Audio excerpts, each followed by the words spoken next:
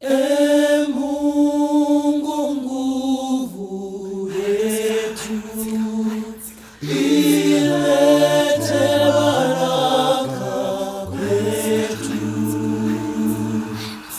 akiwe ngao na mlinzi, na tukae na undugu, amani na uhuru, raha tupate na ustawi.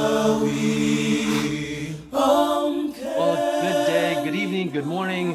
Hello to all of our wonderful friends from around the world who have joined us for this. This is our fifth and final episode of ACDA Connecting with the World. My name is TJ Harper, and I'm just delighted that you could all join us today. So thank you very much for taking some time out of your busy schedules. So today I'm delighted to, and really more honored to have our guests joining us from Kenya. But before I introduce them, it's a pleasure for me to introduce and welcome back the ACDA Executive Director, Dr. Tim Sharp. Hi, Tim.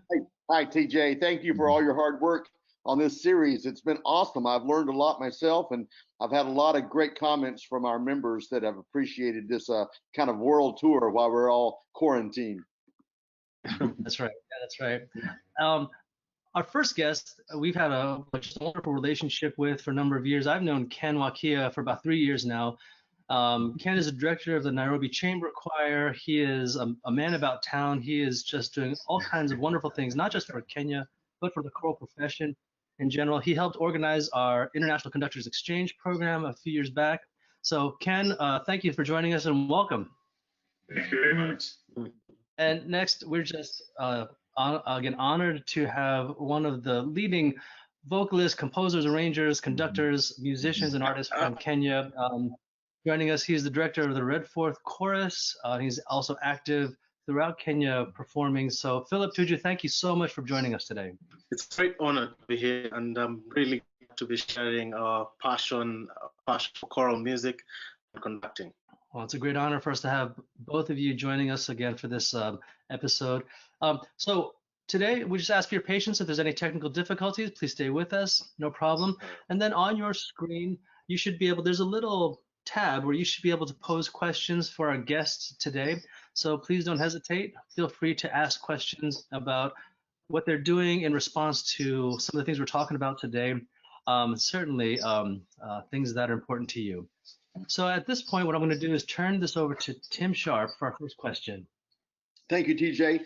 Well, Ken, let me ask you first, how during this COVID crisis, how you've been doing, how's your health, and tell me about your family. How have you been, you all been handling this time, and are you well? Is everyone doing okay? Well, thanks very much, team, and thank you very much for inviting me to this really wonderful session to have a conversation with my really favorite friends from the United States. You know, I consider the United States my second home, so to say. Yeah, I'm doing very well health-wise. My family, my wife and my two kids, we are doing very well.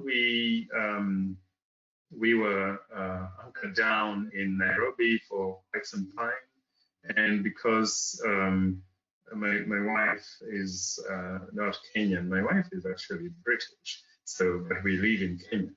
And I'll tell you something interesting that when we saw that this was going to take so long, we said, all right, then we have spent some of this time in my country and with my people, my family here in Kenya. Now, well, we could relocate since we are now working from home, we are working online, which means we can work anywhere until everything opens. So then, yes, we then came to the UK to be here with her family as well. So we are trying to share the families during this time and trying to support each other both ways. So we are currently in the UK, and as soon as everything is back to normal and we can go into offices and all, then we are again going to move back to Nairobi. So yes, we are very well. Very much for asking. Great to hear. Philip, tell us about your family and how are you all doing?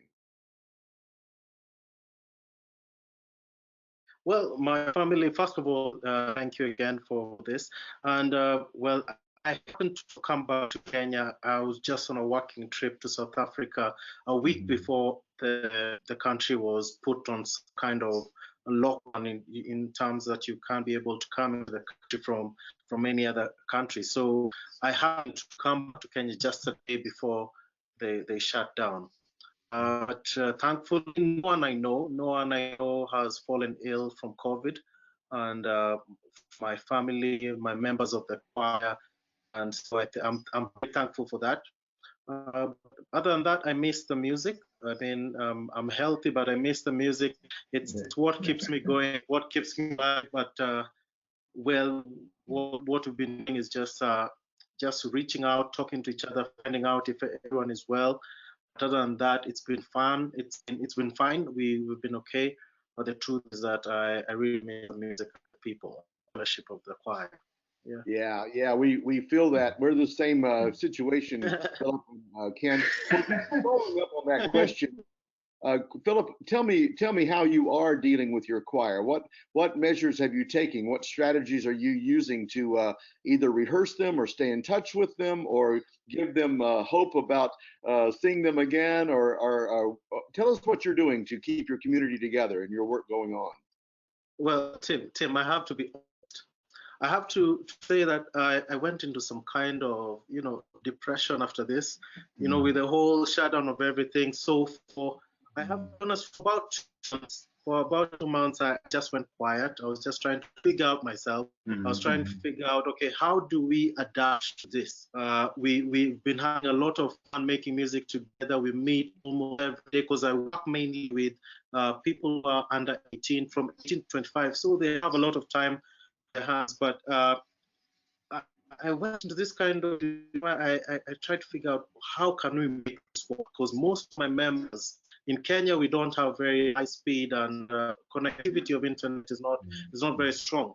So I was like, how do I ensure that I'm able to share music and maybe even conduct an online rehearsal with my members? So that has been a challenge. So what we attempted to do was to sort of record virtual recording. I own a small home studio, so I asked my members to record different parts of songs that we performed before, and we're in the process of releasing some of those. But to be honest, it's something that we're still trying to figure out, because the sincerity in the performance is what I still feel I need to learn to accept that this is an avenue of doing this. So that has been the challenge. But we've been in touch, we've been trying to make the music, but still I don't feel that we've been able to connect well. But I guess it's something we'll try and keep working around and hope that this is going to be over. Yeah, thank you, Philip. Ken, I went out to pick up my daughter in San Francisco and drive her back to Oklahoma, and I was out in the middle of the desert in where was I? Someplace in the middle of the desert in Nevada. And I looked on my Facebook page, and there was Ken Wakia having a live Facebook session with the Conductors of Kenya. And I thought, I'm going to drop in on this. And all of a sudden, you made me a panelist out. And so I know you've been active in terms of trying to communicate to your conductors and to inspire them. Tell us more about what you're doing and continue, from London. It's very impressive that you're able to keep this kind of work going. Tell us about it. Well, thank you very much, Tim. Philip really articulated exactly what is happening to musicians and singers, choral conductors in Kenya. But when the announcement came that everything had to shut, it's very interesting. I'll tell you a story that I was up country, my home country, my home county. This is about 7 hours drive away from Nairobi to the west, right next to Lake Victoria. And went there just for the weekend to check on my old mama.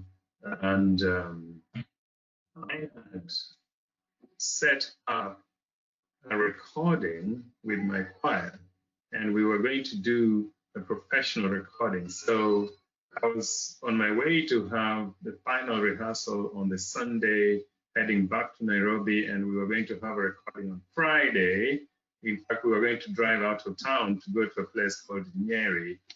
And that Sunday, the announcement came that, there should be no gathering of people anymore. And I say to myself, what am I going to do? All right, then let's wait, give it another 2 or 3 days and see how it plays. But this was the government making this announcement.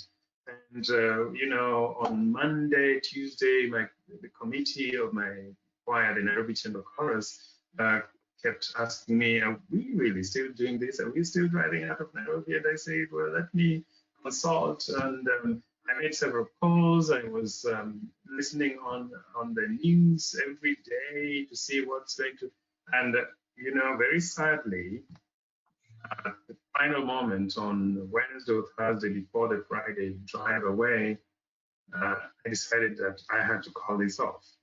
And you won't believe it, but that recording was for stuff that I owed to some of my wonderful American musician friends. One of them is, Stacey Gibbs. I had promised him I'm going to send him this proper recording of this song that he wrote for us. And another one, a very young composer at George Mason University by the name Joy Harper. She had written for my choir a song, and we had all put it all together, ready to go, and boom, there we are. We were just like, I sat down and said, all right, now, no. But anyway, after a few weeks, I recollected myself and said, okay, now where do we go from here? And quite honestly, since we started an establishment called the Kenya Choral Directors Trust, we have been trying to find ways of encouraging choral directors in Kenya. And quite honestly, the Kenya Choral Directors Trust, which was an inspiration of ACDA, and thank you to Tim for making a personal trip to Nairobi. You met several choir directors. And after that trip, listening to you, talking to you, the choral directors told me, dude, we got to do something. So anyway, we started the Kenya Choral Directors Trust to mirror ACDA. And during this time, we had conversations, what do we do? And then boom, one of our very active choral directors saw something, a virtual choir. And he's called Ken as well. He's Ken Indiazi. He saw a virtual choir, and in our WhatsApp group, Indiazi just said, "Guys, can we do something like this?" And there it was, and immediately people started contributing. Philip, who is sitting with us here, immediately said, "I would like to help with the technology on this," and we started going. So then we had a conversation, what song, what can we do? And then, so we had a conversation between two songs, but in the end, we thought, right now, as Philip very well put it, singers and the choral directors are going through a lot, and we need something to unify us. We need something to bring us back to the same house. And so, I wouldn't say that it was unanimous. Philip can attest to you that the opinions were varied, but democratically, then our national anthem won that fight, and we all rallied behind Ken's idea, and we had singers from around the country, choral directors encouraging their singers to send in recordings. So Anyway, long story short, I don't want to take all the time, but it's been quite a journey since the beginning, and we are now fully virtual. Every choir director is looking at virtual ideas. I direct two choirs in Nairobi, and one is a workplace choir, really. It's called the Safaricom Choir. And I'm very lucky to have that because Safaricom is a technology company. It's the one that offers telephones to the country, but they have a staff choir, which I am a founding director of. And so we've just embraced technology for these, and later on I can tell you about our Zoom meetings. This afternoon, this evening, we just had our fifth or sixth rehearsal, I think, on Zoom. Yeah. So we have embraced technology fully. Ken, I really like that. Actually, I've heard of work choirs also in Argentina. And I know that we have a guest here, Maria Elena Mayorga from Argentina. So I know that this is happening in other parts of the world. And I think, well, one, it's a wonderful way to engage the non-traditional members of our community into this choral art form. But going back to something you said earlier, which is just wonderful, it's this idea that right now there are times when things don't work. There are times when we have the struggles, but we have to continue to try. And there was this great comment from one of your countrymen, Leonard Wakeza, who's now studying at Radford University. And he was just talking. He just was saying congratulations and thank you for sharing your knowledge with us, because this is such a difficult time, but the fact that you're continuing to work is really, really special.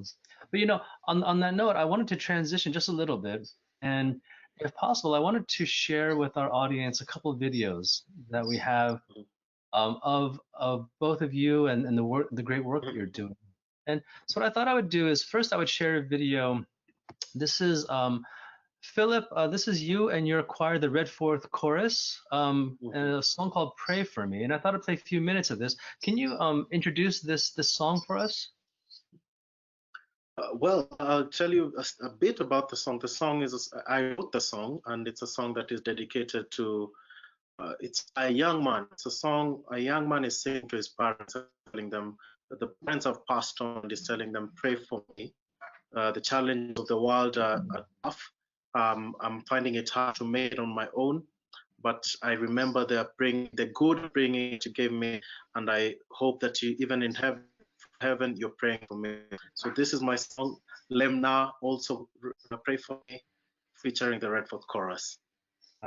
Great.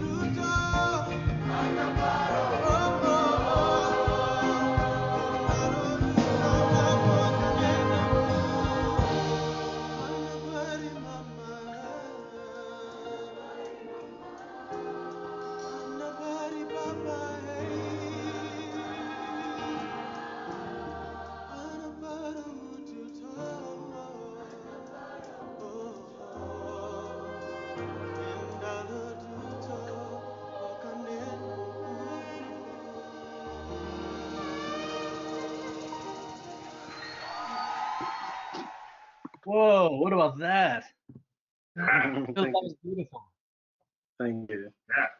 Thank you so much. Beautiful. Thank you. Beautiful. So, and I wanted to make sure though that we also were able to play a video from Ken. And Ken, this is a video from a few years ago with you and the World Youth Choir. And this song has special significance because this song has taken on a life of its own in a lot of ways around the world. Do you want to talk a little bit about that? Yeah, thank you very much, TJ. You know, the song that you're about to play is from Southern Africa. Really, the arranger is not known, the arranger of this particular version. And it's a song, I'll tell you, I had in 2008. Actually, I had it from the University of Johannesburg. They were doing it in Denver. And I cried. I mean, typically as an African man, you're not supposed to be crying in public.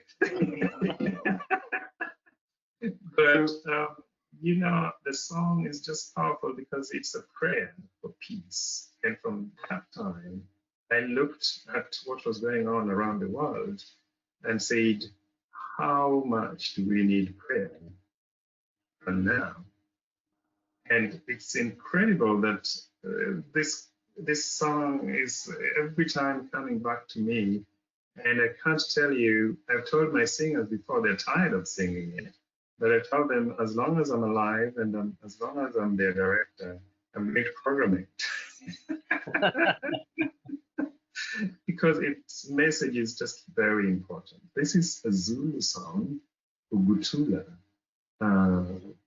which prays its prayer for peace in the world. And, you know, TJ and team, you know that if we ever needed prayer for the entire world, it is now, and particularly for the US. I mean, let's face it. So every program that I've done, I have programmed this song. And the World Youth Choir couldn't be a better choir to have programmed for, because this was 33 different countries represented. And all these 60 plus singers, young singers in my opinion, have all taken this song back to their countries and they have performed it. But then also a very good friend of mine, Kevin Fenton, and I were co-conspirators in an initiative called Voice for Peace, where the first year in 2016, we suggested to anyone from wherever part of the world that you are, just have a moment and say a prayer for peace in the world. So this song is one that really touches my heart every time. Thank you very much for playing it.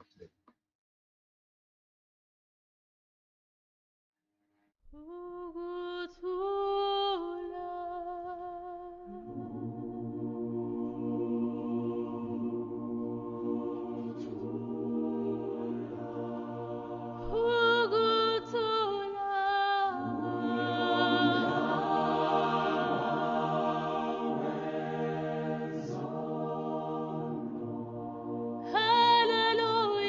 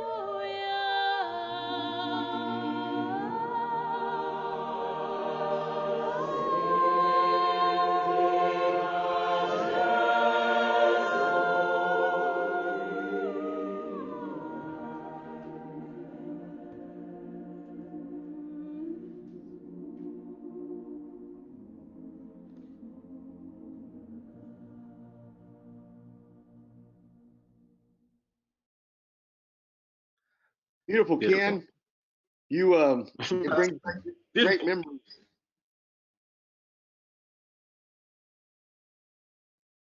Ken, Thank you, sir. I have a quick question for you, Ken. Do you know if so a voice for peace, is this something that is going to continue on this coming year? Well, thank you very much. I don't want to preempt a conversation we are actually having on email, but you know, we think that I personally think we have no option but to have a voice for peace this year. Because if we ever needed it, this is the year, right?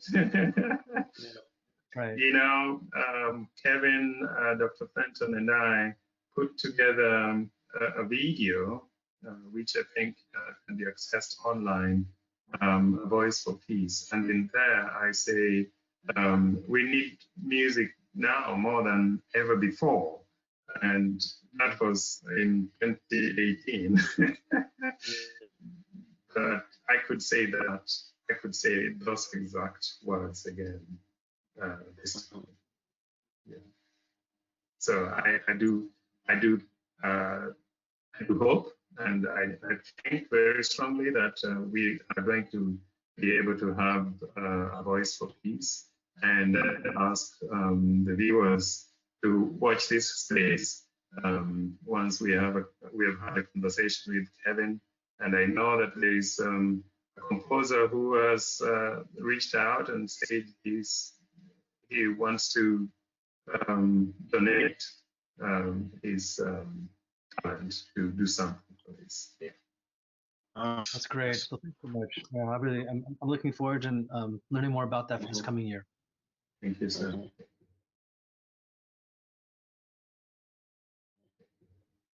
Ken and Philip, our listeners in the United States, of course, are always looking for literature, and particularly literature that you're using there in Kenya, things that come from you, Philip, and Ken, your composers that I got to meet while I was with you in Nairobi.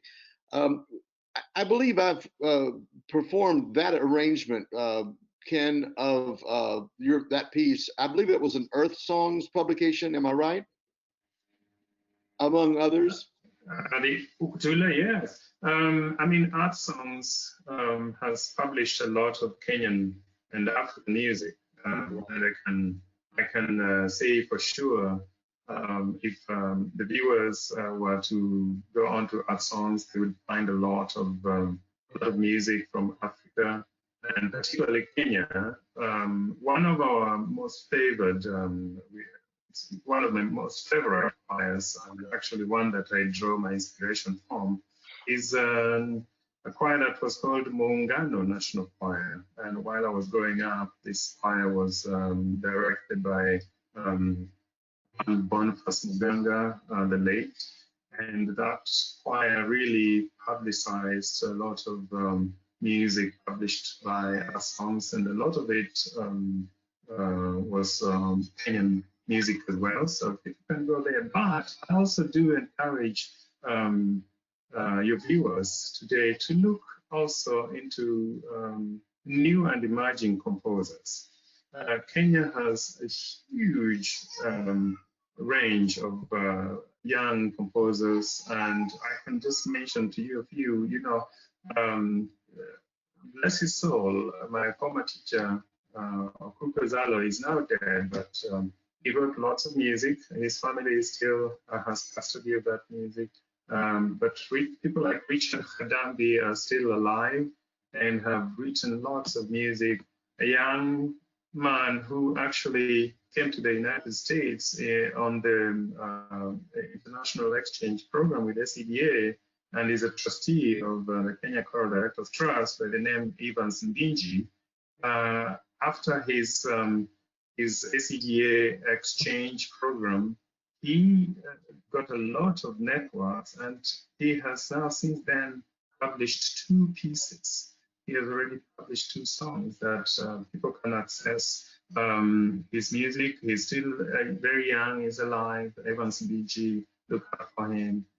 Joseph Muyale is another inspiration or composer for me, and he's also still around. But finally, these are just very few people. I just want to mention as well that one of the greatest Kenyan composers today is a gentleman by the name Sylvester Otieno.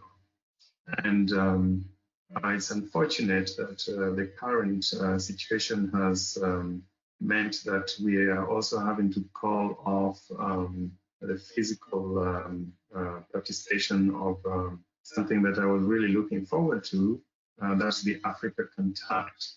And Sylvester Otieno was going to be one of our conductors in Africa Cantate in Nairobi this coming August. And he was going to introduce the participants of the Africa Cantate to his music. And Sylvester is a wonderful, wonderful composer. We are still working with the International Committee to have an online version of the Africa Cantate this year, August the 22nd to the 29th.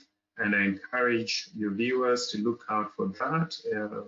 You are going to meet Sylvester Otieno, but you're also going to meet wonderful, wonderful world composers as well, one of whom is my great friend and someone I draw my inspiration from, that is Professor Andre Thomas. I would stop there. Yeah. That's great, and yeah, I just remember seeing, the name Sylvester Otieno in so many of our communications, and the influence, of course, very great. And you mentioned Evans Mbinji, and he's here with us today. He's watching, of course. Oh, okay. And he sends his Okay. gift. Yes, That's really wonderful. Philip, actually one of our audience members, this is from Ginger Dyrick, and she's actually asking if there is sheet music for Lemna. Pray for me. Is that available? Yes, it's available, but now to just come on what Ken has been talking about is now we have lots of music from Kenya and Africa, but I think now what has just started to happen is that recently is when now we are starting to publish this music and share it to the world.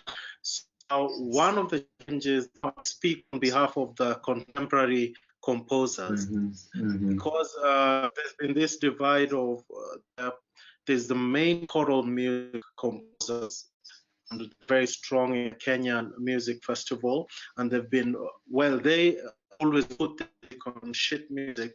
Now what we want to also see happening is that the contemporary composers are also able to publish their music, pop songs, songs turned into arranged for choral music and also published, because so many people want to perform this song. So the challenge has been on us to be able to share, to write our music, to work with people who can be able to transcribe for us our music and be able to share the heritage and the wealth of the creativity that we have.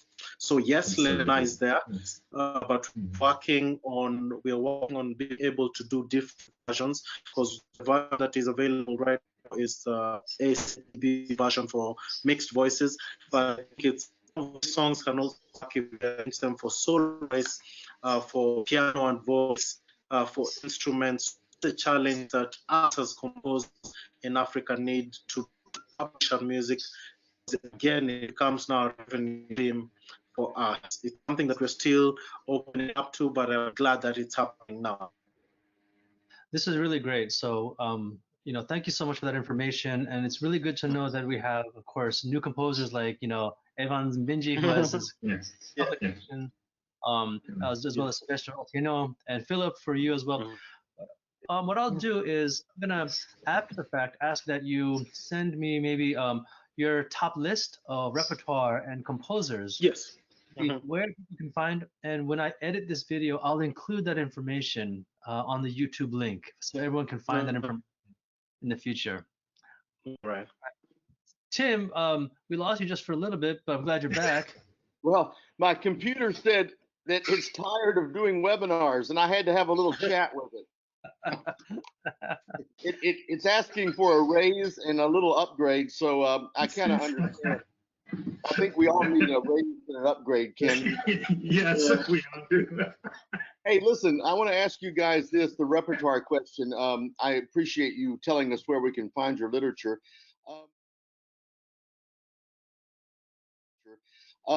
Let's talk about repertoire going forward.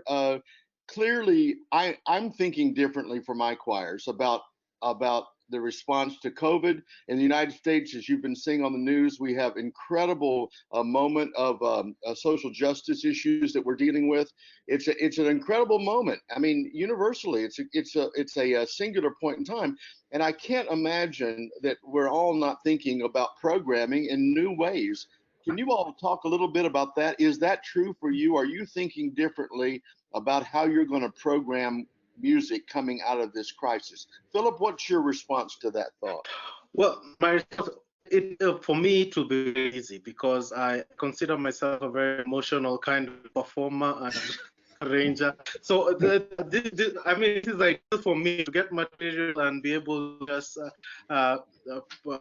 arrange a concert of some form that are going to capture the emotion that the whole world is going through. We're talking about the whole social justice issues all over the world.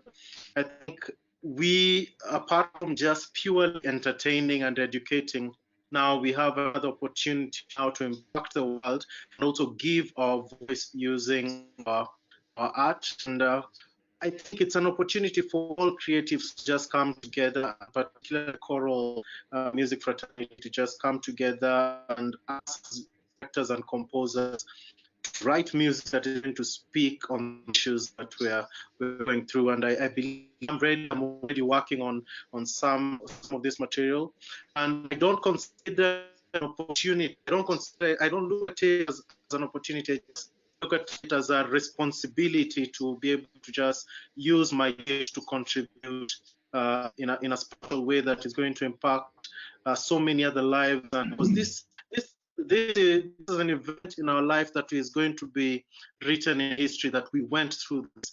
Us as musicians, composers, actors, people will want to know what contribution did we make to be able to impact our society. Yeah. What do you think, Ken? How are you thinking differently now about programming and literature? Well, I think Philip put it very well also.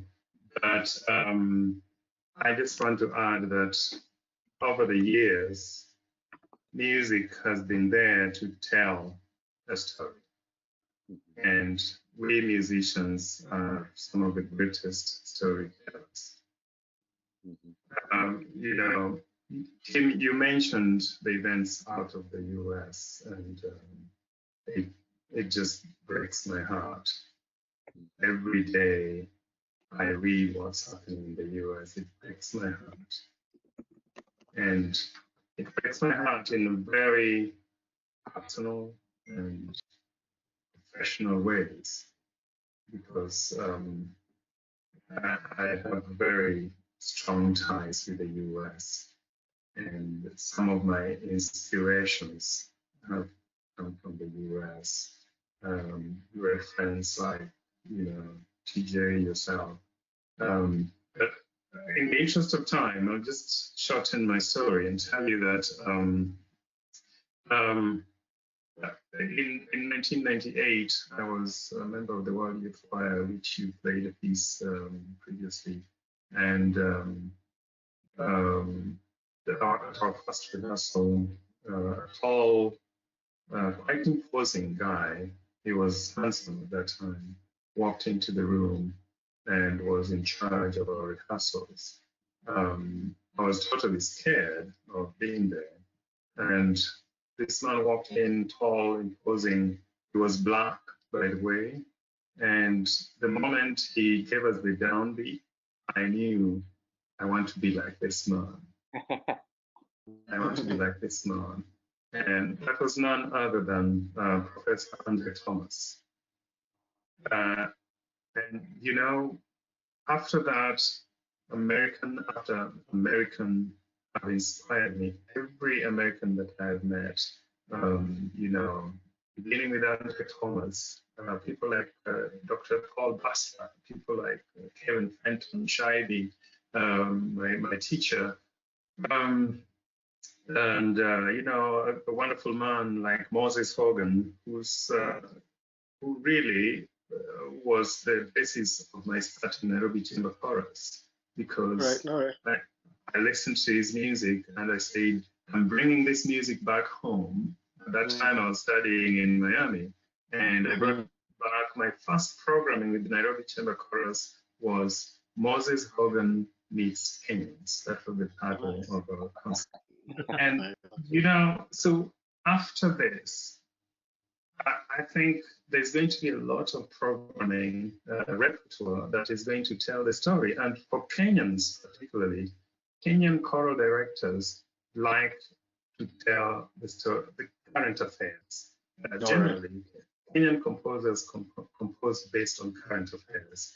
And if you go onto the Facebook pages, and particularly for Kenya Choral Directors Trust, you will see that we are reposting some posts by Kenyan choral directors. And right now, a lot of choral directors have gotten, apps where they can actually record themselves performing.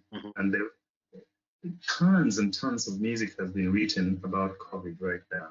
And almost all the composers that I mentioned to you have done, including myself, with my workplace choir. In fact, this evening we were rehearsing a song I have written, thanking the frontline staff for what they've been doing for us. And Safaricom has been very gracious to allow us into the Zoom system where we can have our rehearsals. So besides all the new compositions that are going to come up, I think it's also worth for your listeners to look out for our usual Kenyan arrangements. And Philip already mentioned broad African arrangements. I know that many people think Africa is South Africa, but we would like to remind them actually that we are not. But Tim, before I stop, I would like to just make a comment following up on what we were saying, that the stuff going on in the US. It's a shame that the social issues in the US have arisen at a time when COVID is here, because in general, choral music and choral musicians have been known to provide the platform where we can discuss hard issues through our music and through just being together. Kenya, we have also gone through our issues, but every time music has brought us together. I can't tell you how much I enjoyed my first time at an ACDA conference, watching all the choirs perform. And to be honest with you, my most favorite performances were of Black American spirituals, needless to say, naturally, And to see that there is this kind of thing going on when choirs cannot meet to provide the platform where people can have those genuine conversations through our music is really heartbreaking too. And I do hope that something is going to come out. Ken, this really touches me, and I'm sure it touches all of our audience members today, right where we live. It touches us in our heart and how we understand our profession and its impact in the wider community. And even before COVID-19, I think our profession was beginning to address issues of representation as well as access within our profession, and things like seeing someone, like you said, someone who represents me, maybe who looks like me, who understands where I'm coming from. This is a question that's being asked more often, and perhaps in different ways. And there's more significance, it seems, going forward because of this situation in the United States, but around the world. So, turning this to Philip, you said before we started this broadcast, it was a great comment related to Ken's statement about telling stories and why that's important. So, Philip, as we're looking towards the future and our hopes for choral music in Kenya or around the world, especially as it relates to us being storytellers, what are your thoughts about that for, in terms of your hopes for the future? Well, my hopes for the future is simply, I want the unity. You see the unity that and the association that we've formed, ACDA, the KCDT, I want to see more of that. That's the only way that we can be able to overcome some of the challenges that we're talking about. By working more together and understanding each other and, sort of realizing the things that unify us more than the things that divide us. So that's what I want to see. That's the contribution that I'm going to be making with my team. I'm going to look for more connections with ACDA and all the other platforms that you also provide for upcoming composers, upcoming directors. I also want to see the network getting bigger, not just with a Kenyan connection with ACDA. I want to see a bigger connection with the whole of Africa, East Africa. I have so many friends and so many upcoming composers and aspiring directors who would really want to be part of something that's just going to bring us on. Thanks so much. Ken, how about you? As you look into the future. Yes, I've been thinking seriously what's going to happen to us, but then I am actually I get strength from the thought that actually choral music is way ahead of the rest of the world in terms of unifying people and creating community. I want to tell you this from a Kenyan perspective that, much as you guys are struggling in the US, with Kenya, we also have our struggles. And if you remember in 2007, we were on the streets and we really came upon each other, and it was not a good situation where we were. And you know what? After that, I had a singer in my choir who right now is one of the people I'm very, very proud of. That this singer was affected by the post-election violence, and her family was displaced from where they were. And we had really wonderful moments in the choir with her, and she always said how rejuvenating it was for her to stand next to someone from a different tribe from hers, who actually was fighting with her tribe at that time.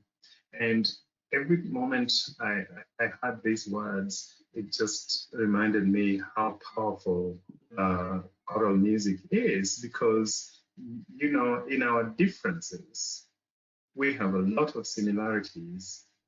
And when choirs bring people together, we are forced to listen to each other.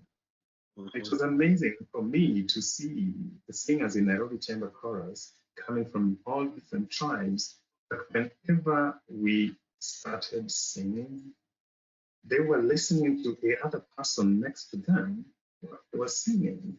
And these conversations then started happening. And this singer is now a wonderful, wonderful human being who is actually going to be the next big choral conductor in Kenya. Because I hadn't asked her, I will not mention her name here, but I know that choral music and singers, particularly in Kenya, we are resilient, and we're going to go through this. It's going to take hard conversations. It's going to take some uneasy moments, but I do believe that music is going to provide us that platform where we shall see the other side of the river. Beautifully said, Ken. Really, thank you.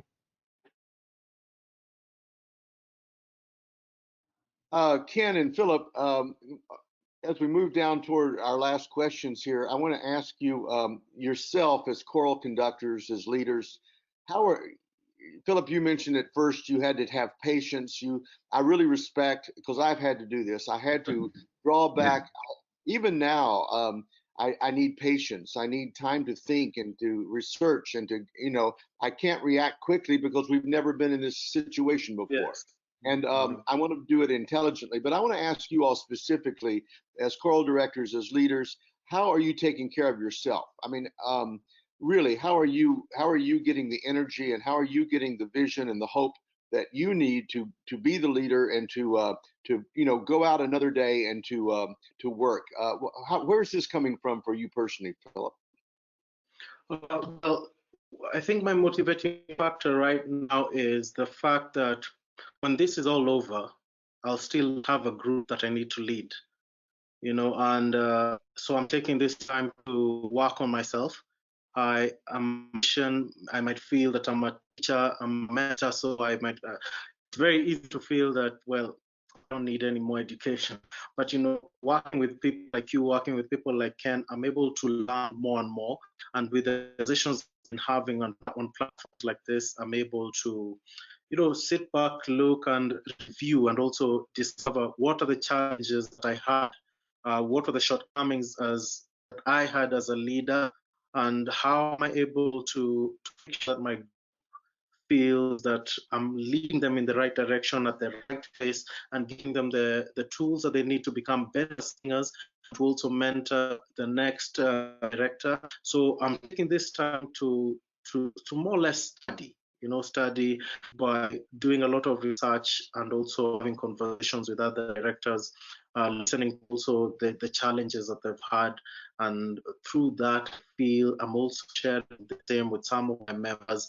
This is over because it will be over. Then I feel I'm at a better place, and I'm also taking time to just recharge, so that I can be able to now just come back with a bang and just inspire so many other people like us.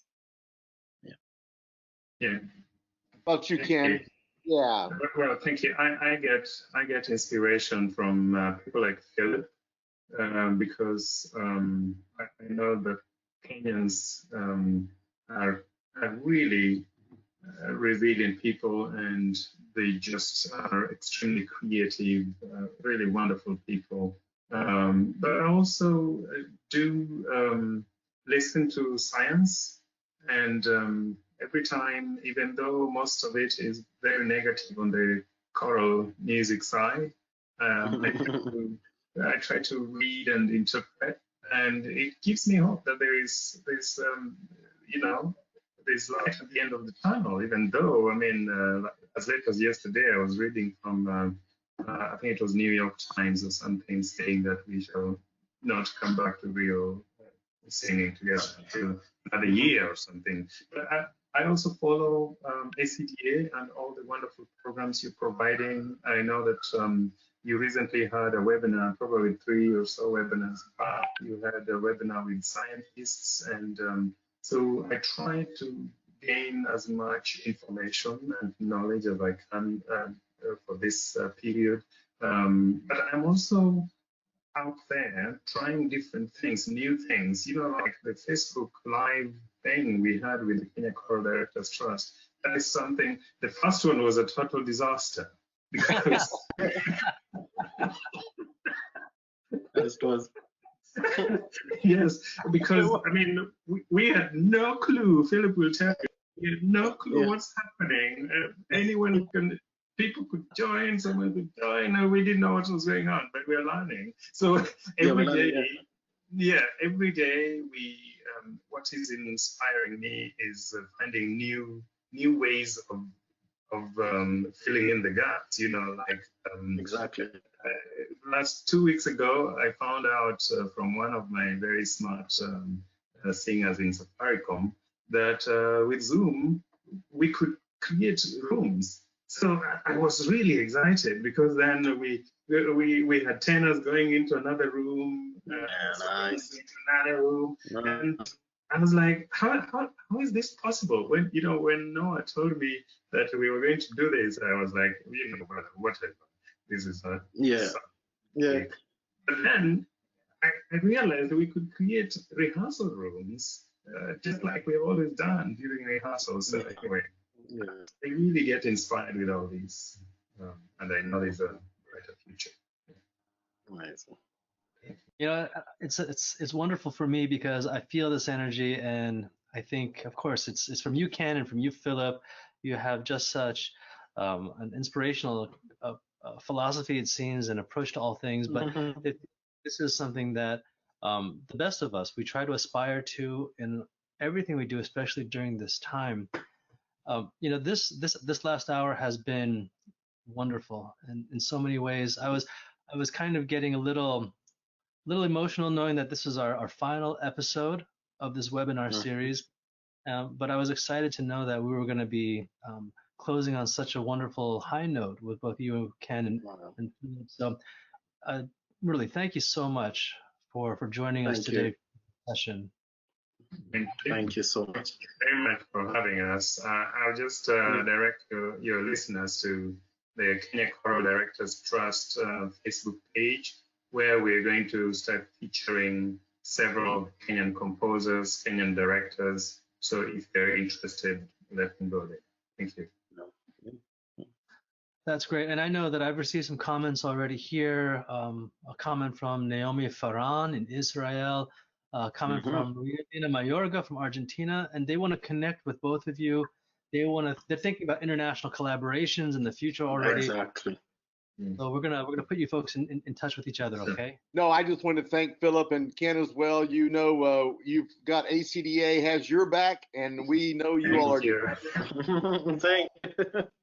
That the World Youth Choir is one of our choirs on our conference in Dallas in 2021. So your legacy will continue on, Ken, and we'll welcome them to Dallas.